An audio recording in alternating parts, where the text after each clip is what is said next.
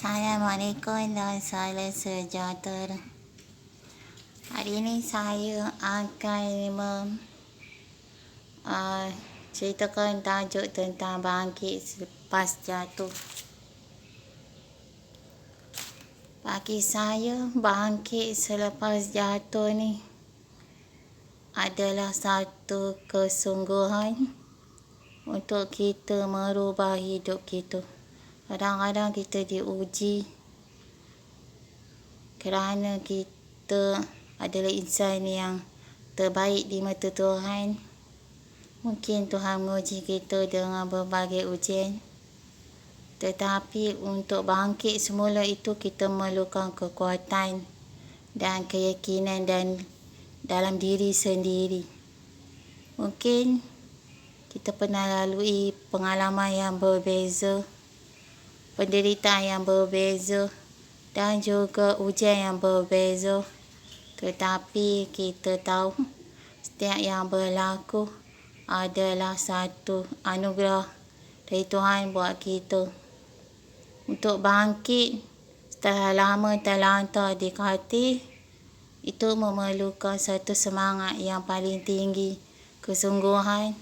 Walaupun kita seorang diri, kita yakin yang kita lakukan adalah kerana kita mahu perjalanan seterusnya kita mampu bangun dan tidak lagi membiarkan diri kita hanyut dalam kekecewaan atau kesedihan.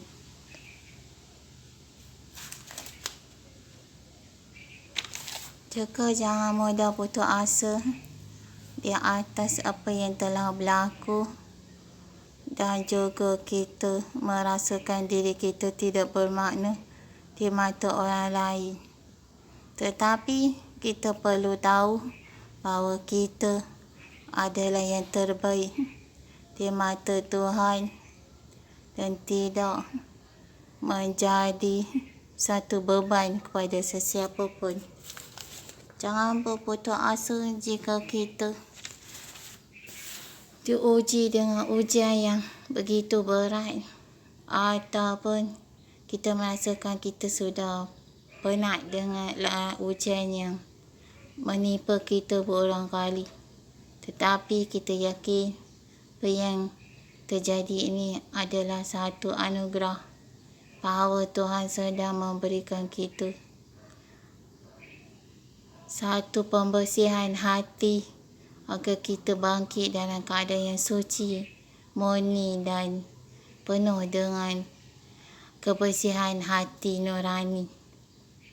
Mungkin kita rasa kecewa, mungkin kita rasa kita adalah bukan yang terbaik, tapi kita yakin bahawa apa yang kita buat, kita lakukan kerana kita tahu kita banyak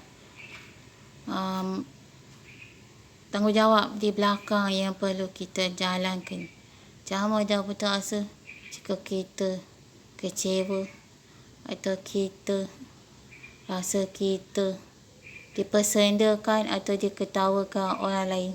Sebab mereka tidak mampu membentuk hidup kita atau diri kita. Sedangkan mereka diuji dengan pelbagai ujian yang mereka sendiri alami, tapi mereka tutupi dengan mereka menampakkan diri mereka yang sedang gembira, tapi di hati mereka penuh dengan kesedihan dan juga kehancuran. Ya kan, orang berkata apa, yang penting kita gembira dengan hidup kita sendiri.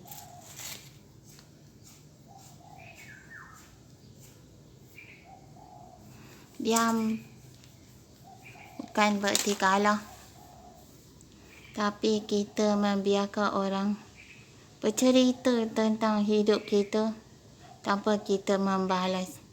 Sebab kita bukan insan yang perlu membazirkan masa, bazirkan ruang untuk berdebat dengan orang-orang yang suka melihat kita jatuh, sedih atau kita menangis. Dia lebih baik kita diam dan simpan semuanya, dan kita luahkan bila sampai waktu dan ketikanya. Biarkan waktu membalas, biarkan Tuhan memerhatikan, dan kita hanya mampu berdoa untuk terus kuat. Diam bukan bermakna kita lemah atau kita sebenarnya sedang dalam kejatuhan, tapi diam bermakna kita menang. Kerana kita tidak mahu membalas apa yang orang lakukan pada kita. Sebab kita tahu Tuhan tak pernah biarkan kita sendirian. Tuhan tak akan biarkan kita menangis. Dan Tuhan tak akan biarkan kita keserangan. Kerana Tuhan tahu betapa kita ini insan yang kuat menjalani hidup yang penuh dengan dugaan dan juga penuh dengan kesakitan. Jangan menilai dari luaran, tetapi menilai dari hati dan perwatakan. Kadang-kadang kita menilai orang daripada luaran yang kita tidak nampak kebenaran sebenar, tetapi kita mungkin akan nampak bila sesuatu berlaku di belakang kita. Kadang-kadang kita tak mampu untuk memperbetulkan orang, tapi kadang-kadang kita mampu memperbetulkan diri kita sendiri. Jangan pernah pandang rendah pada orang yang kurang bernasib baik atau kurang upaya, kerana kita tak tahu betapa kuatnya dia menjalani hidup, meneruskan hidup dan menghadapi semua ujian hidup untuk terus kuat.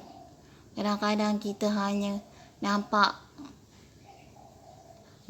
dari mata kasar, tapi tidak dari hati dan beban.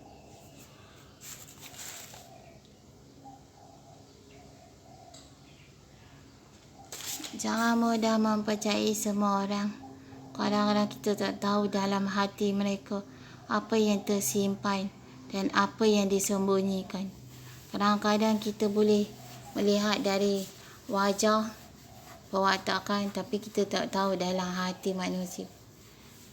Lebih baik kita mempercayai diri kita sendiri dan mempercayai bahawa kita bukanlah orang yang peduli tentang orang lain, tetapi kita yakin pada diri kita sendiri.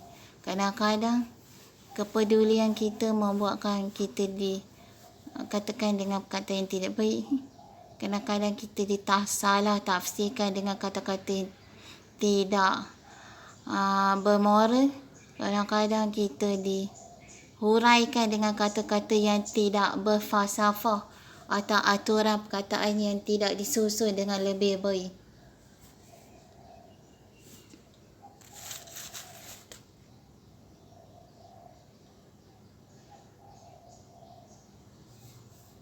Apa saya memilih untuk tidak membalas?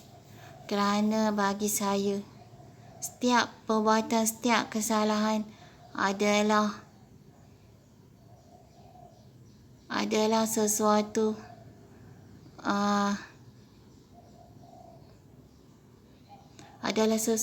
yang sukar untuk kita perjelaskan. Tetapi bagi saya, untuk membalas setiap apa yang orang buat, kita siapa di mata manusia, tapi kita hebat di mata Tuhan. Tuhan tak akan pernah membiarkan hamba-Nya diperlakukan sebegitu kejam, tapi Tuhan akan sentiasa berada kepada pihak yang benar dan pihak yang teraniaya.